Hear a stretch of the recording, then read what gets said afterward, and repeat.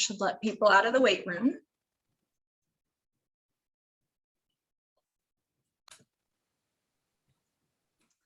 I think we're going to go ahead and get started. So good evening, everyone. Thank you all so much for joining us tonight for another wonderful program. My name is Sam Burbach, and I'm the Director of Education and Programming out at Clem Arboretum. And I'm really excited that we can offer this program tonight with Peggy Doty. She's an extension educator from Boone, DeKalb, and Ogle counties. And she recently gave us a program back in February about feeding birds in winter. And now we're getting into spring, summer. I don't think it knows what season it wants to be outside right now, but we're going to talk about hummingbirds and how to attract them and keep them in your garden. And I'm sure some of us have seen them out there already. So this is the perfect timing for this. So I do want to share a couple of things. I think a lot of us have Zoomed before, but we're going to have some questions at the end. So if you have a question, you could type it into the chat box or the Q&A box, either one of those. We'll kind of go through and do that at the end, but type them in as you think of them so you don't forget at the end what you might want to ask. And so you could type those in at any time. Your microphones are turned off and your cameras are turned off, so you don't have to worry about that. And then I just want to say one more thank you. This program is made possible through the Pauline J and John R. Cook Lecture Fund of the Community Foundation of Northern Illinois. And they support Clem by helping us get wonderful speakers that we can share with the community.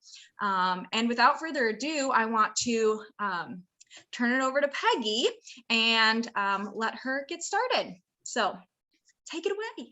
Thanks. Hi, everybody. Good evening. For those of you who I'm looking at the numbers who are on, thank you for passing up that mowing opportunity and those digging holes. Maybe you got it all done earlier.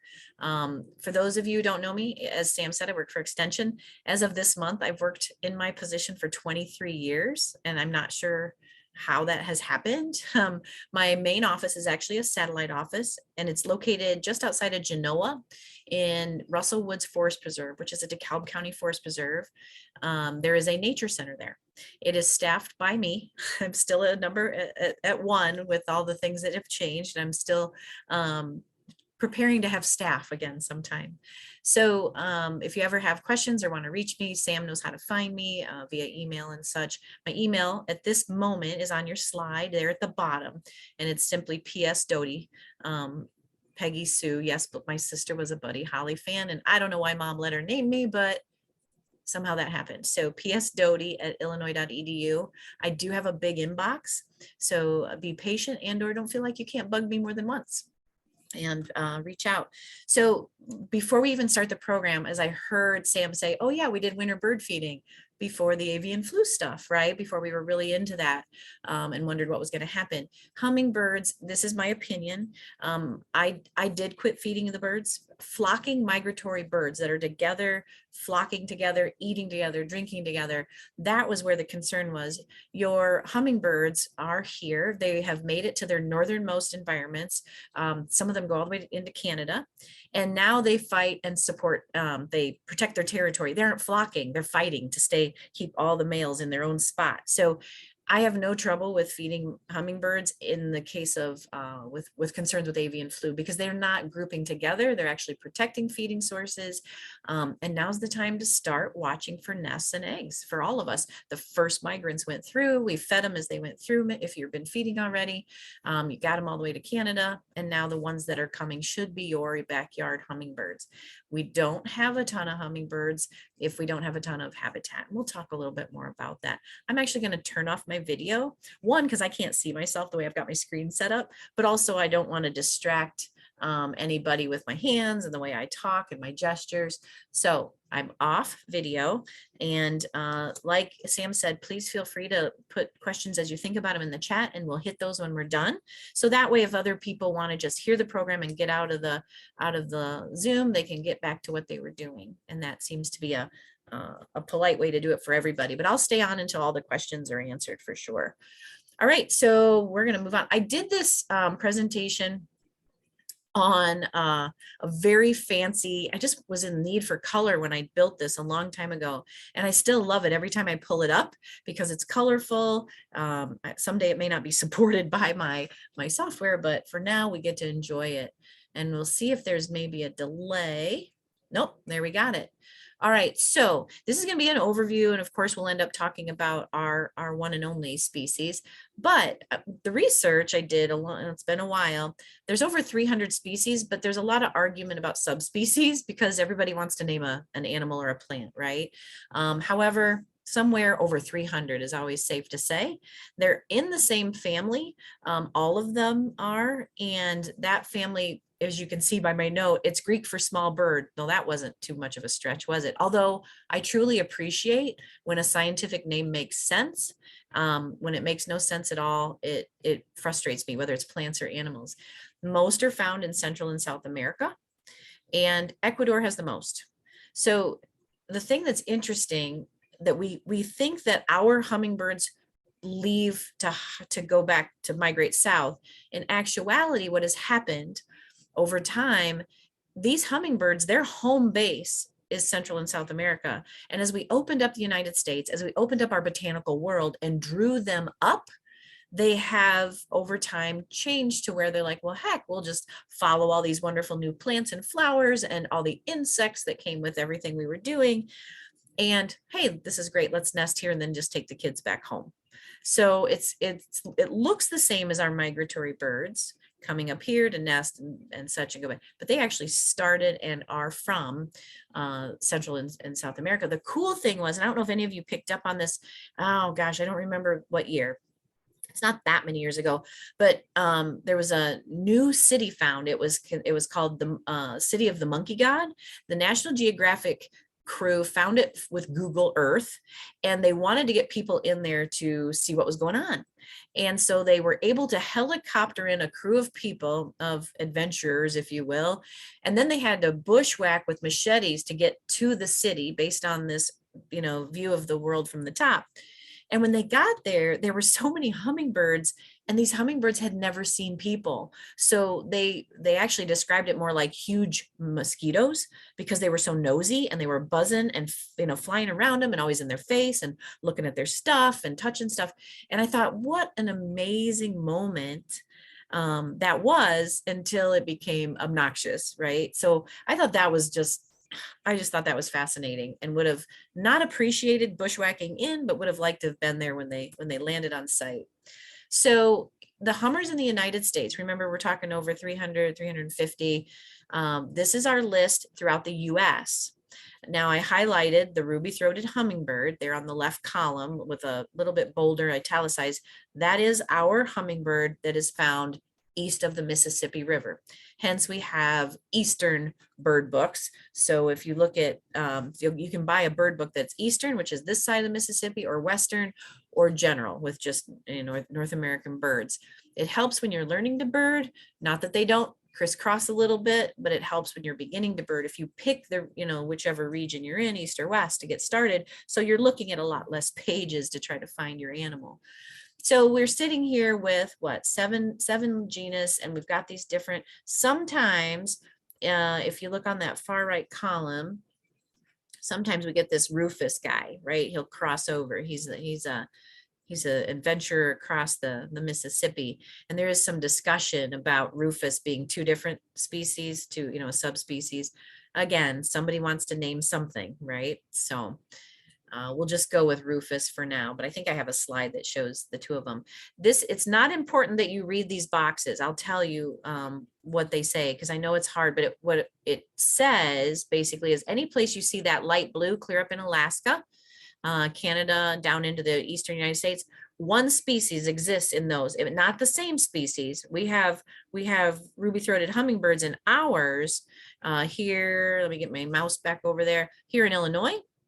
So that will not necessarily be the same single species that you might find in Alaska. But actually, as of 2020, this needs to turn green because I found a source that showed they found a rufous and an Anna's hummingbird up here.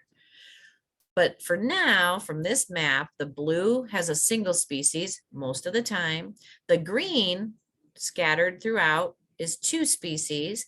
The light color, the real light color, are 3 to 5 species, which amazes me with, like, you know, Nebraska. I don't know, South Dakota. It's interesting there would be that many, 3 to 5 species, when we have all this wonderful habitat, right? And they get more. So 3 to 5, 6 to 7 species is this light tan, and then the darker color is your 8 or more. All right, so it just shows you that, you know, and this makes sense. These guys are smart. They get up north and they're going to be like, this is far enough, you know, let's all hang out right here. And they just recently, I saw something today on Nature, they just found a Anna's hummingbird successfully nested in Big Bend in Texas. So that's some new phenomenon for them. And so she is now considered, you know, one of those 10, that's what it says there. Mexico has 56, right? They didn't have to go too far. So just to give you some ideas of what that does and how that looks. This was just to show you some different pictures of the most gorgeous colors that these animals have. I just love it. And the 2 rufous subspecies, supposedly these 2 pretty little cinnamon colored ones, supposedly those are different now, and that they're not the same species. One thing I will share with you while we're on this slide, you see how the wing is shorter on that upper arm and the forearm. I call it an arm, right? The upper wing and the forewing, that long forewing, they're actually in the same order as swifts. So this is the same wing type that swifts have. And that gives them that ability to have a lot more muscle built in around their body right here, and gives them that ability to fly at such fast speeds. But I mean, the colors on these animals, it really is fantastic. The one, let's see, what is that one? I think I had a black chinned. It's the one that's got the purple, which I think is funny. So the black chin is purple, and then the green violet ear is the most obvious.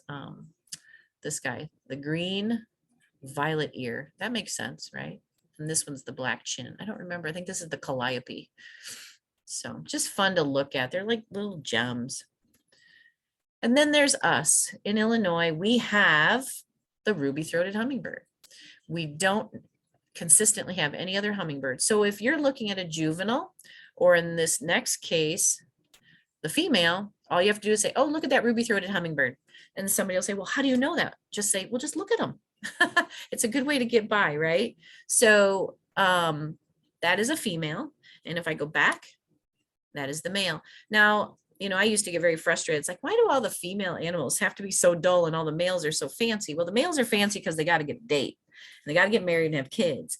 But she has to sit on a nest and hide. So a bird doesn't want to be all flashy when their life depends on it and their children's life depends on it. So that's something to think about. And if you see a hummingbird this side of the Mississippi, it's a 99% chance you're going to have a ruby-throated. Here is a juvenile male in my yard. And the reason I can confidentially say that is I took his picture, and you only have one family usually around your yard. Some people, especially out where there's more agricultural space, for some reason, they get a lot more coming to the food source, probably because it might be one of the only food sources.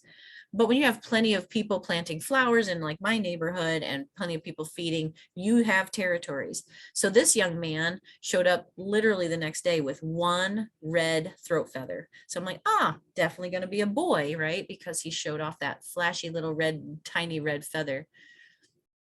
So again, this is kind of an interesting map that I was presented. They come up, they breed all the way up, and even now, you know, up into Alaska. They migrate that whole path, and there's been some vagrant sightings, you know, gosh forbid they go somewhere they're not supposed to. But this is for for the majority of these birds, and then they live scatter, but they come back to where they were born. So something to remember, they come back to where they were born. So if you get hummingbirds this year, they were most likely either the parent taken back its space or a juvenile that was born in that space. I left this map in, notice it's 2016, because a place you can go to watch this is called Journey North. Maybe some of you follow the monarchs on Journey North. They have a whole lot of mapping where citizen scientists can put in their information, where they were spotted. This is really hard to read unless you're reading it on your own computer. So now what I just went and found before we started was a bit of a color code, just to clarify. The very bottom has February dates and the very top has May dates in this one. Those numbers are dates, and they have dots that are colored, but it's really hard to see. But check this out. So this was today's map, and it goes from lightest to darkest. So you don't have to read the key. If your eyes are like mine and they're aging a little bit, you can just say, okay, they started out very low and they've worked their way. They've covered us in Illinois, and they're already all the way up north of Calgary. So you don't have to read all those dates and things. You can just look at that change of hue of that color. And it's much prettier on my other screen. So when you open up Journey North, you should go in there on a rainy day if you don't have time with whatever else you're doing. It's fun. And if you have people, that are friends or family that are homebound, this is great because every day they can check in on all kinds of birds and flowering times. And they've really expanded this site a lot to make it it's very user friendly. It's just fun, to have something to think about. Now, this is my girl. Just wanted to show you because she's just stunning, and she was just so in the right light for this photo. That was the year that we got Bug. She had one offspring, and I'll introduce you to Bug here in a little bit. But I just wanted to share I just wanted lots of good pictures for tonight. So we picked hummingbirds because I knew we had some good ones. So they're a little unique. So if anybody else has heard any of my programs, I'm very much into what animals' toolboxes are like. So what are their tools? What helps them survive? What has changed through natural selection in order for them to do that? So some of the things, the unique anatomy these animals have are that wing structure I told you about. And their wings allow them to go forwards and backwards. 25 to 30% of their body weight is muscle, just like me. I'm just kidding. Anybody that knows me on here is probably laughing. So I sit at a desk and nerd out on stuff, right? So 25 to 30% of the bird's body weight is just muscle mass. It can fly up to 30 miles an hour, which, if that's almost the speed of an upsman on your street and delivering packages. And they can go up to some of the resources matched at 80 beats per second. The bills, they have all different types of bills, and they are curved, they're straight. The sword bills, which I think I have a picture later, is 4 inches long. It can't even preen itself, but they also use it as a weapon, something that would be very painful, no matter what you are, to get poked by that. And they have a very specialized tongue for retrieving nectar. They put the tongue actually just in and out rapidly when they go into nectar or into a flower, into your feeder or flower. And it's kind of fringed in some species. Like, it would probably look really strange under a microscope. And it's just like the woodpeckers. They have a hiatal bone. So the hyoid apparatus actually flexes to throw the tongue in and out. It's like a little sponge on the tip. That's why they have to sit and do it so many times to get enough nectar. And the split in a hummingbird, it actually folds together, holding the nectar. They're not sucking it. They're actually just kind of troughing it and pulling it into their mouth and going after it over and over. So it's just holding it to get it back into their mouth. It's kind of interesting. So this is Bug. She was born to that beautiful female I showed you. And Bug spent a ton of time post nest and after she was fully fledged, but I wanted to show you how fast those wings are beating. You can really only see her upper arm, but her whole forearm, her whole forewing goes all the way out even farther, but the beats per minute are just endless. And she would do this, I don't know, practicing, just showing off, but she would come to my coffee window and just hey, check me out. So I took lots of pictures, and this was one of the better ones to show you the speed of the wing. And you kind of notice the right wing is tilted and the left wing is more forward. Swifts can move their wings alternately. And so I think because they're in that same order, they probably have that same ability. I just put this in here. Check out these bills. Insane. And I think that bottom one, here I go searching for my mouse again. I think this looks like a woodpecker bill. The mass at the base of this bill, it's very short. So clearly it's not feeding into super deep tubular flowers. This one on this right side, the sword bill, it adapted over time and goes into a flower that's hanging and has to go way up in there. And it's one of the, I think it's the only hummingbird that has adapted to one certain species of flower. So they don't have to compete for that nectar, whereas other birds might. So some of these guys that have bent bills, well, they're probably after flowers that require something that curves down in versus straight. So it's fascinating that these toolboxes can change with, with decades of time to adapt so that everybody gets what they need, but they're not all competing for the exact same one. I just thought this was too cute. I don't know why it's sticking its tongue out. A little spasm in the hyoid, I don't know, but I thought it was really cute. Also, we have to remember they are insect eaters. The nectar is just dessert, but the insect population is critical. So as I've always told people who want to garden for the birds, you have to first garden for insects, because almost all of our songbirds even have to feed their babies insects, not our finches and things like that, but all your chickadees and nuthatches and cardinals, they all want insects. So this guy just might have swallowed a mosquito for all we know, and has decided that it tickles or something, but that tongue is as long as its beak, and there's still that much tongue left inside. So I thought that was a great photo. And you have to remember, in the hummingbird, the tongue goes in under, if you look at that picture, it basically goes under the skull, under the eye, wraps around and goes up over the top and connects over the top of the head. So the hiatal bone is basically like where your jawbone is, and it flexes to stick the tongue out. The weird thing is the Anna's hummingbird, in one of the research, they don't know why, but both parts of the tongue go up and behind like that, but the right side curves over and it attaches behind the left eye. I have no idea what purpose that would have, but I always ask kids if they think maybe she winks every time she sticks her tongue out because it's hooked behind her left eye. So bad joke, but they get it and they think it's cute. So the gorget, the shiny gorget, that tool is just pretty much made to attract a girl, right? It's that shiny reflective throat palette. They may be because they want to, blend with flowers to make it harder for them. Some of these other tropical ones that we were looking at, harder to see. You have to remember that all birds, when they're not in the light, they don't refract color. So a blue jay is brown in the shade, like way up in the dark part of a tree, but the minute they hit the sun, all those blue colors are refracted through the microscopic prisms on their feathers. So technically, if I may say, they're birds are all brown basically. Or if you've ever found like a cardinal feather and go, oh, it's dirty and you just can't get it clean, it's because a lot of those prisms have been crushed by time or a foot stepped on them, and they're not going to refract those beautiful high red colors because they've dulled or they've gotten dirty. Same thing in why birds molt over time. You can only preen those little prisms so much before they're damaged and scratched and just permanent dirt, right? So keep that in mind as far as color goes. And it would help to hide. Think of the macaws, those big, beautiful rainforests. They go way up in, to the canopy and the emergent layer to hide in the dark so that their colors don't refract light when they're up there. So they're harder to find by monkeys and things and those big hawks that want to eat them.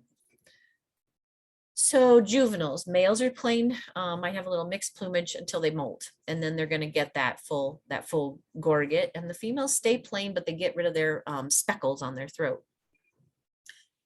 Many flavors. I just wanted to show you more pictures because it just blows my mind, all the colors. Again, the wings are still short at the first part of the arm, and the first part, I keep saying arm, you know what I mean, the first part of the wing, and the forewing is longer. The other thing, the difference between, even though they're in the same order, swifts can't perch, they cling, but the difference in these families are the hummingbirds can actually perch. and sit and do what they need to do. So it takes about 14 to 31 days in the nestling phase and up to 34 days as a fledgling. But to get there, of course, you have to mate. So the mating time depends on, each of the species, but our ruby throat, they wait till they return to mate, and the males always get here first, and they'll hit hummingbird feeders on their way north until they get to their home territory. They'll set up shop, they'll drink, they'll guard, they'll attack other hummingbirds as they're coming by. And then when they're ready and the females come, they will actually do this huge U-shaped flight that creates this humming sound. Now, I'm going to admit, when I was right out of college doing my apprenticeship in Kentucky, I had no idea about this. And I was building a garden for children, and it had lots of flowers in it. And there was this humming. Of course, it's, it sounds like a big bee or a swarm of bees. So I went in the building, and my boss said, "No, look out. Do you see that bird?" And I'm like, "I see nothing." Well, it was going so fast, and by then it was going up to 40 feet in the air. They start low and they make this U and just goes zoo, zoo, zoo. It just keeps getting taller. They're showing off, and she sits there and watches this craziness, and if she wants to then mate, she'll let him know, and that's how he wins her over. And then she actually works on the nest, and I actually saw in my yard, our female went to a spider web under my spigot, grabbed a bug that was in the spider web, backed up and ate it, and then came in and stole the rest of the spider's web, which I thought, not only did she clean out his kitchen, she took his whole house. And then they will line the outside with lichen. They'll peel it off of trees. Lichen is that that fungus and fungus and algae. Sorry, it's a fungus algae combo that grows on the bark of trees. And they peel that off, and they literally just paste it all around with spider webbing. And they will not sure about up here, very potentially not much farther north, but they will actually nest sometimes twice up here.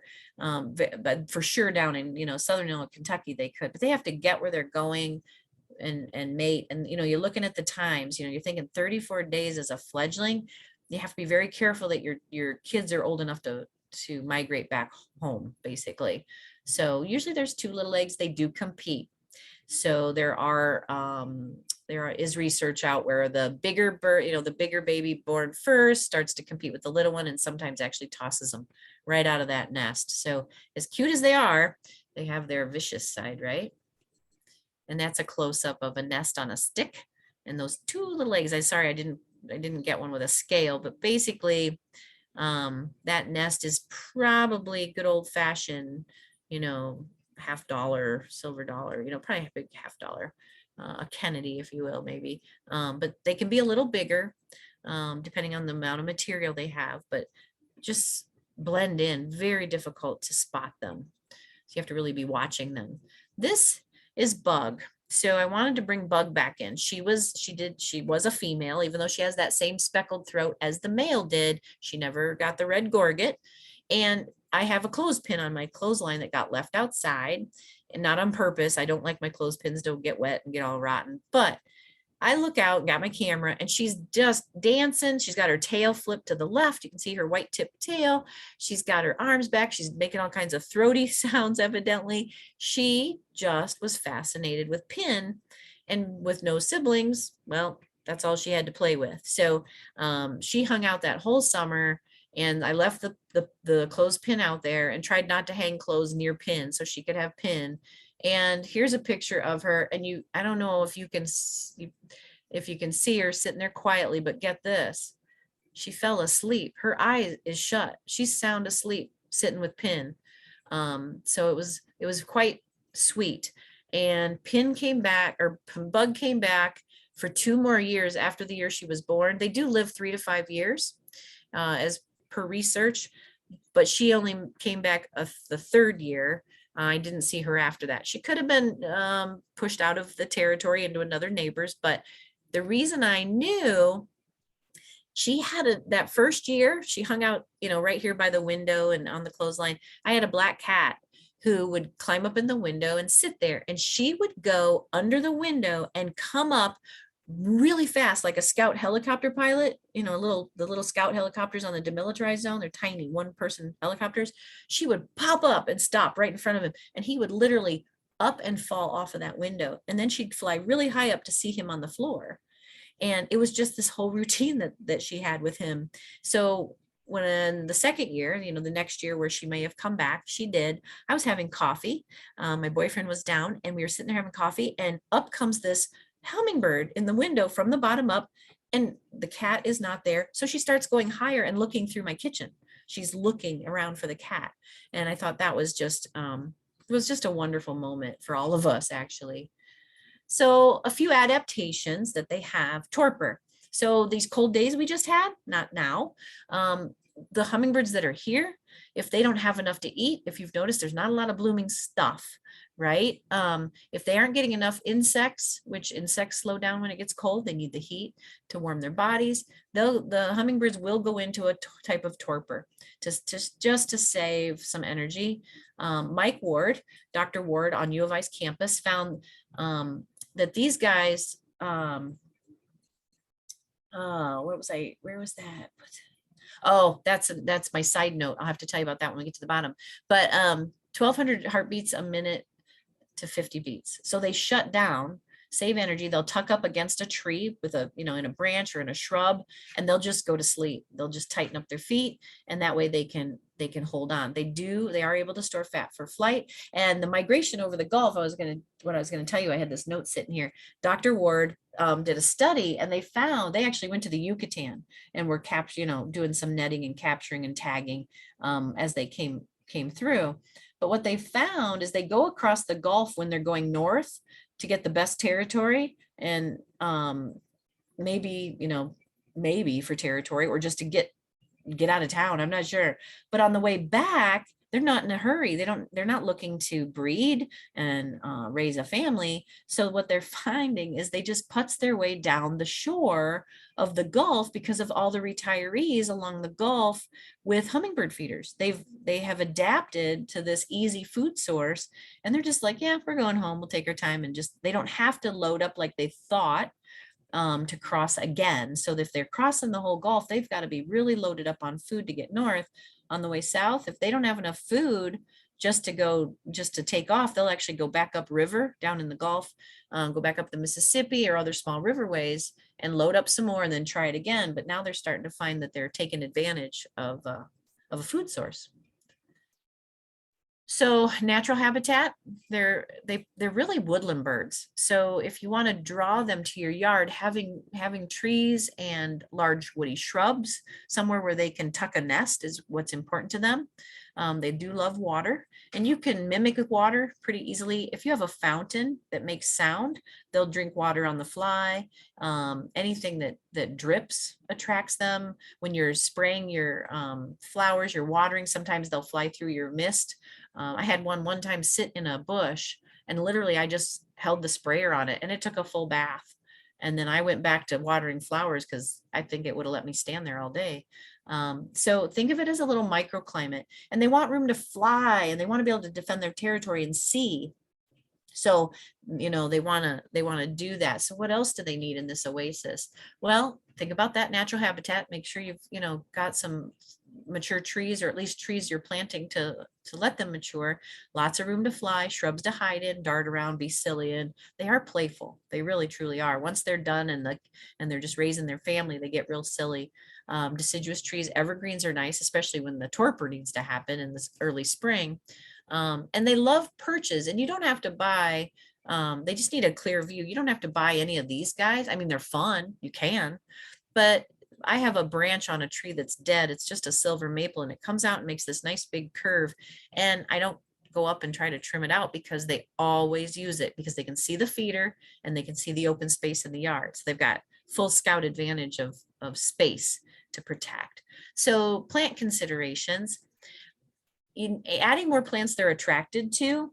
Some people believe that orange, reds, and yellows tend to be their primary choices. I've seen them on white, cream, vines, tall shrubs for nests and perching, anything to get them started. So I am a big native plant fan.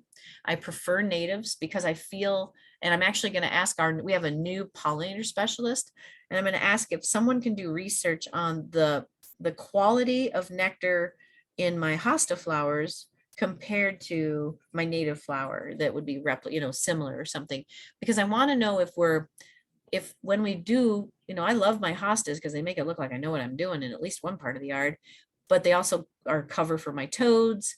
Slugs, a lot of my smaller toads and animals eat slugs. So of course the slugs come looking at the hostas, and you can tell right now I'm not a fancy gardener. But are they getting for the amount of energy they're expelling to fly, hover, and drink that nectar? Are they getting it replaced or still using it up? That's what I want to know, because if I get really hungry, I've been known to hit a vending machine occasionally just for combos. I love combos. They used to say real cheese. I don't think they do anymore. I used to be able to validate it.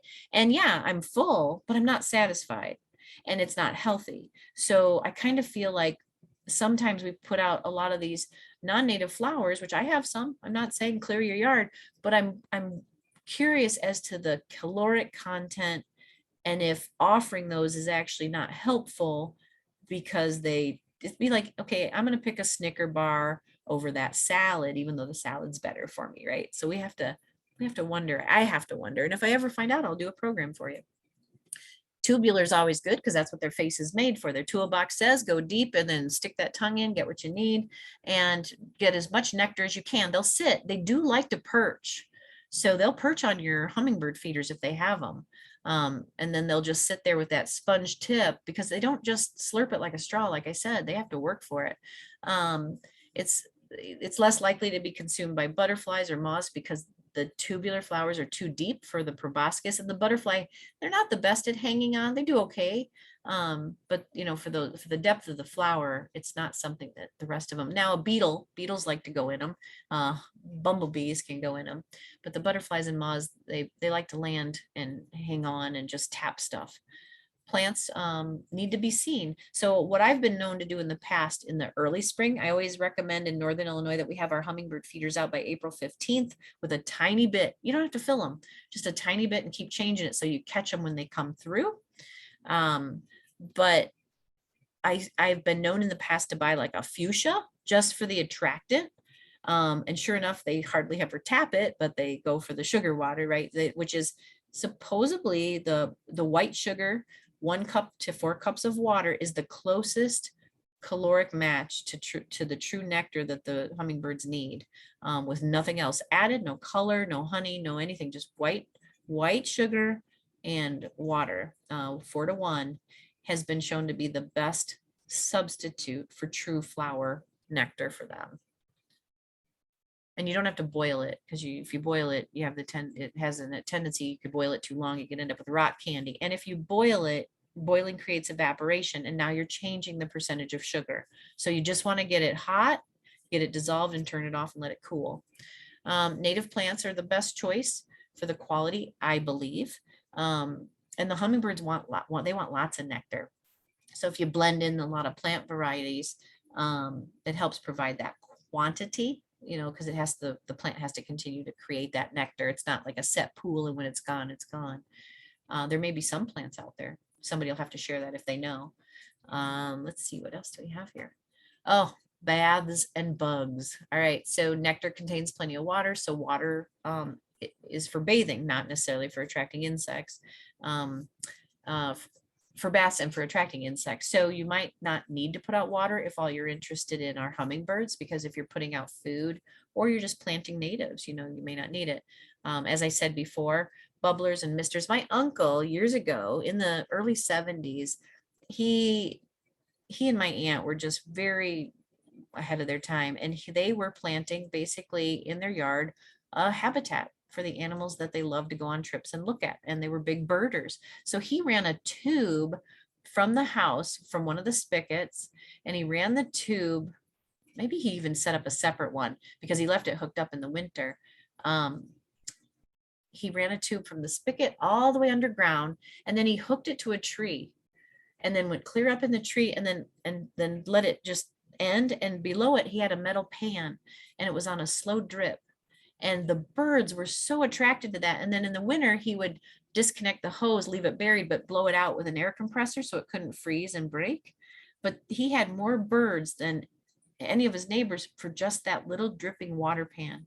So I thought that was super clever. They've long since passed, but I never will forget that.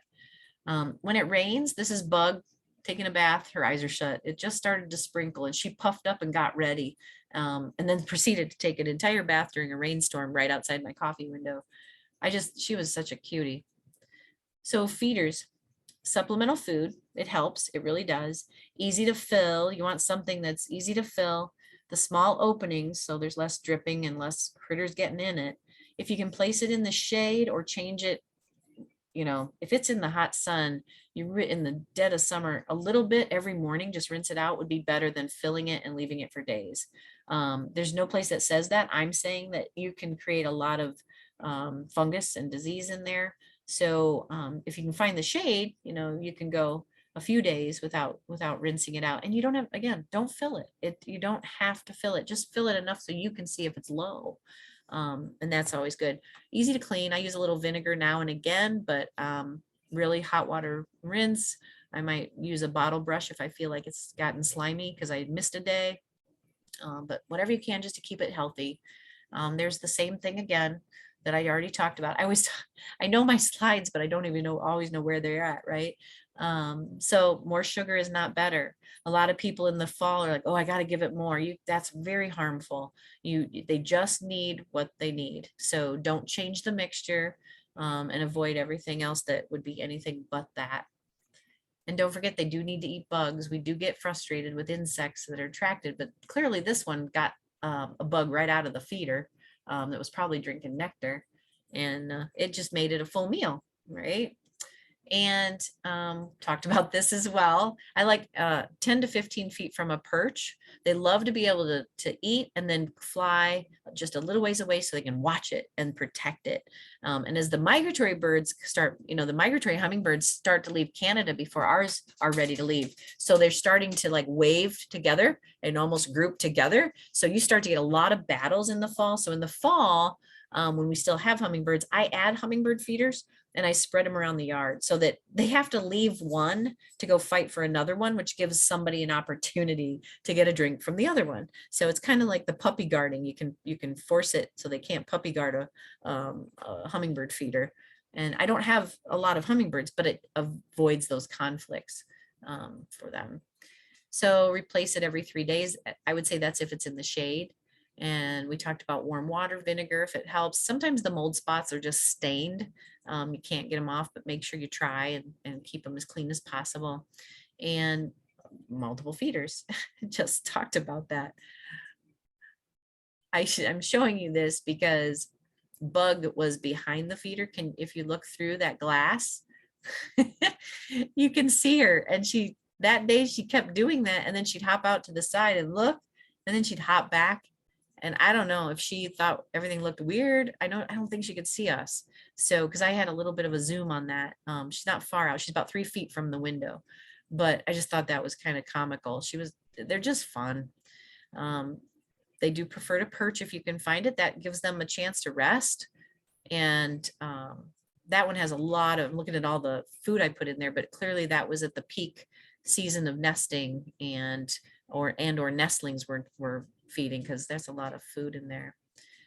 And I had to going back this one, whoops, we'll go back, see the yellow, those things. I got so sick and tired of cleaning the mildew from the summer heat that I pulled them off.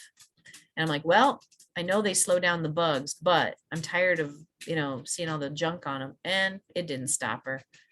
She just went at it. No big deal. They already knew. There are other sugar lovers. Yeah, ants, wasps, bees. If you move, ants are bad. You can move it to another part of your yard. Ants are slow to learn where to go. They can't do it without 80 of their friends, right? So you can move it for them. They're less likely to spot it right away. I did have a year that I had a honeybee problem. I know that sounds weird to say. So I ended up, every time I'd put food in the feeder, I had a Frisbee and I flipped it up like a bowl and I put it on my picnic table, and I would pour a little bit of the sugar water in there, and all the honeybees, because they can't reach into the feeder, but they'd try and try and try, the honeybees would all gather on the Frisbee. And I did find out, so that was in the summer. I'm like, where are all these bees coming from? And come winter, my neighbor's kitty corner from me came over and said, yeah, we raised bees, but they all passed. I'm like, oh, and they got honey. I said, yeah, that honey is full of, white sugar and water from my house, right? So as you can tell, I'm at home and the dog is barking. So plan ahead with more bee food and flowers below, because that'll help. Hold on a second. We're going to eliminate a door here. It won't curtail it, but it'll help a little bit with the barking. And you can, feed the Orioles if necessary, if you want to. They also are not flocking. Bee guards over the ports, but you got to keep them clean. They're those meshy things, and I just can't. It's just obnoxious. You might take it down for a day or just move it completely across the yard for a day. Sometimes it's hard. For anything that crawls up, I've been known to take the canola oil out and oil the shepherd's hook that they're on. And that does work for quite a while. And then eventually it wears off. So bug and pin one more time, just because she's my favorite and she's lovely. And finally, enjoy the company, because they are very sweet. She was just the most perfect thing. And it's enjoy the magic. There's things that we need to know, and sometimes there's things that we just have to enjoy and be mesmerized by. So I'm super glad you were here. And if there's any questions, we can definitely go through those either out loud. I'm fine with that too, or in the chat. But yeah, thanks so much, you guys. I appreciate the chance to share what I love to talk about.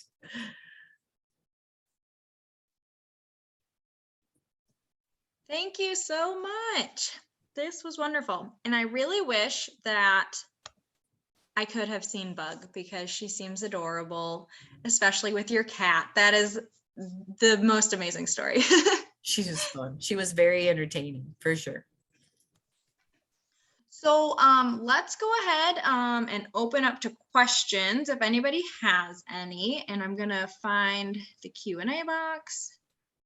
And I have a question, since there aren't any others in here. I think you mentioned that your feeder is about 3 feet from your window. What's a good range as far as feeders and planters, just so that they're not too close to windows? I've seen ones that have suction cups on windows, and that seems interesting, but also seems slightly dangerous. Well, if you think about it though, the closer to the window, the less the impact if they take off. True. So when I feed my songbirds, I feed them how I measure. I take my shepherd's hook that my feeders are going to be on right outside my picture window that I sit in, and I hold it on the ground and I tilt it toward the window and I back it up till I know that if it falls, it won't crack my window. Yes. That's the distance.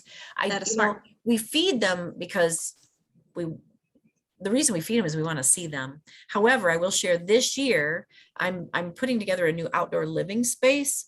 It sounds fancier than it is. And there's a corner garden and it's all shade. So I just put out 3 different types of feeders. Now I can't see them yet, but once I get to be inside my little space, Sure. I'll be right there and they'll know where they're at. So now I'm feeding them just to get them to enjoy that corner of my yard. Sure. But I would have to use my binoculars to enjoy them right now. Okay, that makes sense. So and if you group your flowers, like if you're doing patio flowers, potted plants, if you clump it all together, that's great, except you're gonna, it's great once the territorial time is over and they just have to raise their young and the territories are set, there's no combating. And then on their way back through, there's going to be all this fighting. Then you might want to spread all the pots out, spread all the feeders out so everybody can get something on their way through. Okay. Yeah, that makes sense. Perfect. I do have a question here. If you haven't seen any hummingbirds in your yard or at your feeder, can they still come? Or will they still come this year? Correct. Your neighbors may have them. Technically, if they have set up in your area, like a cardinal sets up basically, I know it's generalizing, like a 2 to 3 yard territory. I don't know what the hummingbird territory is. I'm going to guess it could be yard to yard, because like Sure. I'm looking out my studio window and my neighbor has 3 hummingbird feeders out to my 3, but my 3 are far away. I can't, so she's feeding, I'm feeding. There's no way a hummingbird can guard all of these. They're out of sight of each other. So technically she could have a hummingbird that I could coax over with just some flowers, or maybe I don't want to plant flowers. I just want to feed her. I'll just steal her hummingbird by making sure they can see it. Sure. So you may not get one because everybody's set up, and you didn't catch them on the way up, but it doesn't mean you shouldn't try. And again, it's about habitat. What do you have that they need? They want water, they get it through their, to bathe in. They want something wet to bathe in. Rain works, but they want some cover. They want some shrubbery. They want some trees. If you're wide open, you may not get them for a while, unless you're putting out a lot of early potted and hanging plants that you bring in because it's going to freeze, and put them back out every day. I know I've done that. But you never know till you try. I get frustrated that I get a hummingbird couple and babies. And then I hear people that live out on a farm and they're like, oh, I have a ton of hummingbirds. How is that possible? Well, like I said, there's nothing for them for cornfields and cornfields. So they have adapted to dealing with each other so that they can, nest. So Yeah. I think, personal opinion. Sure. That makes sense. There's a comment here. Thank you. It helped a lot with my choice of flowers this year. So that is always helpful. Another question, what about lantanas? I get them because I have full sun and they seem to like them. What other plants will attract them? Oh, I love lantana. I am like Me the too. native girl, but I love those colors. Yes. One of the best attractants, and again, I can't promise you the nectaring is correct, are the Tithonia, the Mexican sunflowers. Mhm. They love them. At least in the past they have, and butterflies do too. So they look like little orange sunflowers. I just remember when I had those incidentally, I'm like, wow, the lantana became number 2, because, and maybe it's the colors. Remember, we talked about, those colors being, I'm going to stop sharing that so we can see each other. We talked about color, being an attractant, and shape. Well, there's no tubular shape to a Mexican sunflower, to the Tithonia, but I know and there are vines that are native. You don't want to plant a non-native honeysuckle. It's very invasive, but there are native vines. You get those vines and you get those tubular flowers. It's all for the hummingbirds. And if the bees find it, because they're perfect for their bill. Trying to think in my yard what they're mostly on cone flowers in my yard, pale purple cone flowers. And, I get the butterflies are on my Joe Pye, but not really. They're too small for the hummingbirds. The hummingbirds need to have something big enough to tap. Sure. But yeah, I'm trying to think. Sometimes they'll go toward a petunia and they come out looking like, that's disgusting. I don't know what it is. The color gets them and then they're like, ew. Trick. Yeah, must not taste great, at least at my house. Sure. Yeah, I'm trying to think of what else I have that I know I've seen them on my zinnias. Yes, they will use the zinnias too. And at Clem, they love they don't like all of the salvias, but we've gotten one. The variety is Black and Bloom, I believe. And there's a few other ones. I got one that was that one's like a really dark blue purple. And they loved that one. And I got like a skyscraper magenta pink one last year that I would see them at sometimes, but the salvias, some of those. Some people on this might be my age and remember we had one salvia when we were kids that people would buy and plant, red salvia, and everybody had the same height red salvia, and we would pick them as kids and you could get the honey tasting nectar out of them. And we just slurp them all until we got busted and got in trouble. But now we have all these tons of these cultivars, and I would love to know if those original salvias that we could physically taste as humans, that's that nectar, and it would refill, if you didn't pick it off the plant. I wonder if that had decent caloric content. True. These other ones are like, yeah, they taste good, but here's your cookies and cream ice cream, and here's some honey and natural water, something that's comparable to something healthy. I don't know. I'm curious. That's very true. Yeah. Um, But you all can tell right, in my space, I'm curious about a lot of strange things. I'm sorry. Look at this. Like, I forget my space is so busy. that's okay. Okay, a few more questions came in.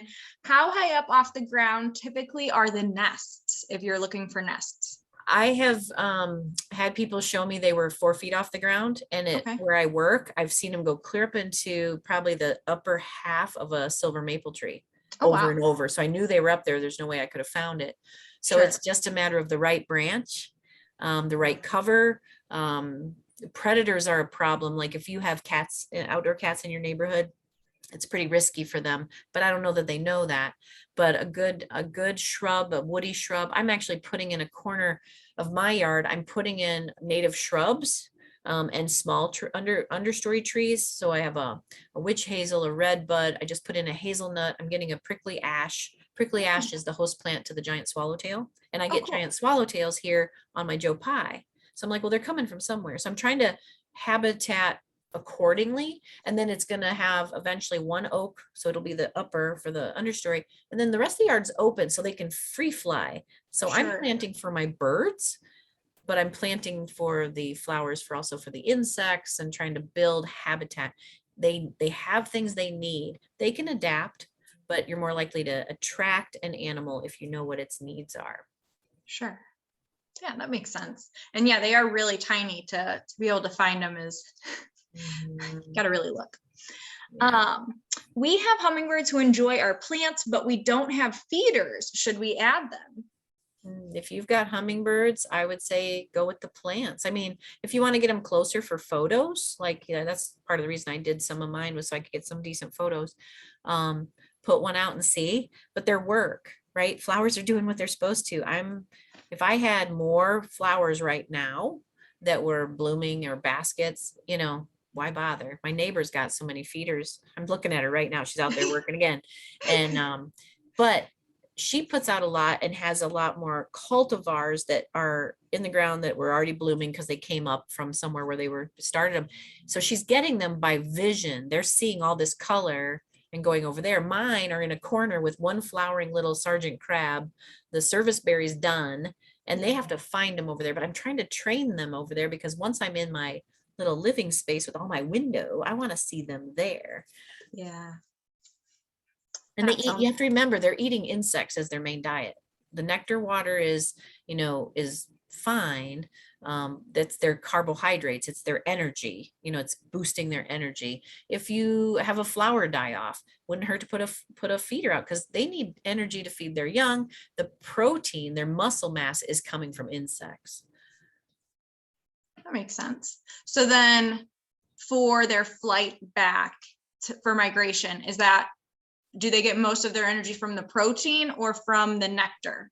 Both, because they need the Okay. flight time, but they need, they need to build up some muscle mass. Remember, 25 to 30% of their body is muscle. We have to maintain that or more to Sure. make it to the Gulf. Then they have to load up down there to make, well, not anymore. According to the research, now we found out they're dilly-dallying around the curve and just taking the curve all the way down. Sure. So now we don't have to worry about them so much, right? Yeah, that makes sense. Let's see. Did I miss any? Did not see any other questions, excuse me, that have come in. And none in that chat box. So I think we got a good amount. Something I'm curious about because they spend their summers here and, we plant a lot of tropicals as, annuals essentially here or bring them in. But, and I don't know if you know or not, but does their diet change a lot, seasonally? Because like we do plant tropicals up here, but then they go back for winter and they're in like a totally different climate zone. Right. Like I can imagine the hummingbirds that go all the way up to Alaska and then come back down. I'm like, that's like two completely different plant right type of things. Yeah, who knows? I don't know. I don't think Mike studied them to the north, but Okay. they would be interesting though, is because if you're bringing up a plant that would be a cultivar to us, but a native to them back Yeah. home, Yeah. fantastic. It'd be like me going back to my hometown in Beardstown and getting a Benny's pizza. Oh, I want a Benny's pizza, right? To Yeah. have it delivered, be like, no way. Yeah. But again, have they figured out what they get the most from? Are they smart enough to know that there's good stuff and bad stuff? Sure. I question it. I worry that, if we don't put out enough natives, also the natives are drawing the insects, and Yes, those are that's the true. insects that they need to eat. Yeah.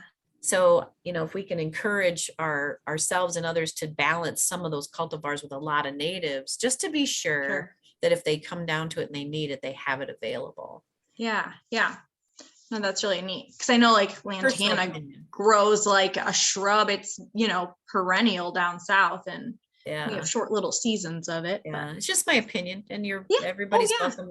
If somebody knows and they think, no, this is what I think. I love that. I love brainstorming the possibilities. Another question did come in. How long in the season should we leave the feeders out? So, I bet you could probably watch, you might be able to watch Journey North and see if they do a retrieval. I'm not sure. Basically, I put mine out through and I keep them clean. I try to stay on task. As it gets cooler, you can go that full, 3-4 days and not worry about it. Usually you see them hitting the feeders as they're leaving, what I mean? Like you're getting them and pretty soon you're like, yeah, I'm not seeing anybody. So when I do that, I'll put the feeders out, change them till I run out of, I make a mix and put it in my fridge. And I start noting, yep, as soon as this is gone, they're not gonna, just in case there's a straggler, right? Sure. And even so, they're not dependent on that. We still have some fall flowers. There's still a lot of fall insects. It's just extra carbohydrates, extra energy. They're not going to die if it's not there. But I just like to watch, and it's usually pretty well into October because I always have some left. So I'm just going to use up the sugar water. Sure. And probably the last 2 times, there's probably nobody there. Yeah. Okay. So like mid-April to maybe mid-October. I always say April 15th, but as our weather patterns are changing, keep an eye on Journey North. And Sure. when you see them, you can watch it and be like, oh. And when we had all that cold weather, they were like stuck. They weren't coming north. They were just hanging and hanging and waiting. And then it was like poof, and then they poofed again with all this crazy weather. But that's kind of fun because then you're like, okay, I'm still good. And it's kind of fun to watch where they're at. And those are sightings. You can give sightings to that and be a citizen scientist and say, yep, saw one at Club Arboretum, and it might be 100 miles before the other person, the last person did it because other people weren't putting in stuff. And then Sure. people are going to be like, whoa, wait a minute, so it's just kind of fun. It's kind of fun. Yeah. So that's journeynorth.org.com. Journey North, actually, I probably have it still. Journey North. Yeah, if you go to the homepage, hold on a second. Journey North. Yeah, it's just journeynorth.org. Okay, cool. And they have hummingbirds and butterflies and robins and pollinator patches and sunlight and seasons, loons. I mean, they've got a lot of stuff. So it's kind of fun. Yeah. Another question. This is the first year I've had 3 hummers at my feeder eating at the same time. Is that typical? No, that's exciting. Like right now, they should be fighting for territory. Make some notes to yourself, keep a little journal or something, because if there's one male, makes sense. If there's multiple males, they're just hungry. They're very hungry, and that's what they have they're just dealing with each other to get loaded up. Then they'll fight. Do the females defend the territory too, or just the males? Mostly, well, I've seen my female do that in the fall, but mostly in the spring it's the male because mostly it's the male because it's only males at first. The males come ahead of the females. By now, you might have a female that's like, yeah, I'm going to help out with that defense. But I see more of it in the fall when my female starts getting sassy. Okay. Yeah. So would it be typical to have like multiple females at a feeder still? I think you could if they're just, I'd make some notes. Right now I'd be like, there should be one male, and now is he courting, multiple girls? Who knows, right? But it should be, and it could be, we've had such cold, we just had cold enough weather, they would be sleeping at night. They'd be torporing up a little bit.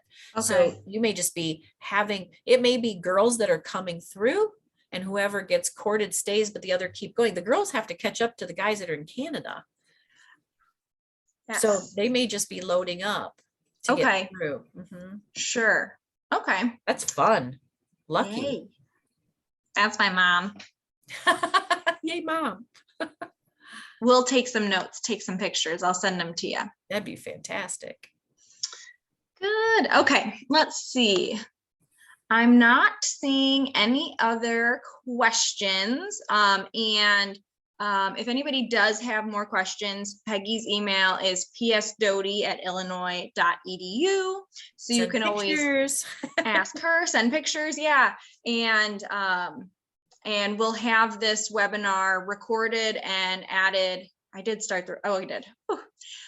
It's recorded and we'll be adding it to our website hopefully sometime next week. So if you have any friends or anybody else who was interested and couldn't join us live, we'll get that added. So make sure you let some friends know if you thought there was some helpful information.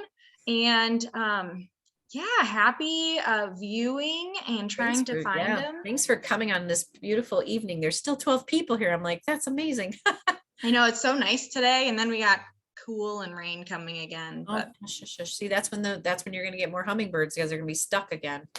oh, true. So with this type of weather, they'll do the torpor and kind of hunker down. Yeah, like today though, they're loading up and flying again and then Yeah. stuck again, if they're not, and then unless they're already settled where they're at. Yeah. Yeah. Nice. Yeah. Cool. Well, wonderful. Well, thank you so much again, Peggy. It's always fun to learn from you. And thank you everybody for joining us. Be sure to stop out at Clem if you haven't been out recently. Lots of stuff is finally coming alive and it really greened up quickly last week. So it's going to be an exciting season. And I should mention that we're having a special exhibit this summer, Nature Connects, and our preview piece is out, and it is a hummingbird, and you can find it in our peony garden. So it's a giant hummingbird made out of Lego bricks, and so we've got that piece out, and then the rest of the statues will be coming June 11th. So we're always interested in looking for the real hummingbirds, but that one's a pretty neat one too. They'll probably be flying around it because the colors, they will be attracted to the colors. That's a good point. I'll have to keep an eye out for that and see, because there are certain areas of the garden where we see the hummingbirds more often, and that one's not too far from like one of their favorite spots. So they'll see it, they'll be like, what? And then they'll go back to flowering. Then they'll keep checking it out. Yeah, definitely not going to be hard to mistake. It's hard and not edible. Right. So awesome. Well, thank you all. Try to get outside, enjoy the rest of your evening. I'm not going to keep you any longer, and have a good rest of your week. Right. Take care, guys. Thank you so much. Take care. Thank you. Okay.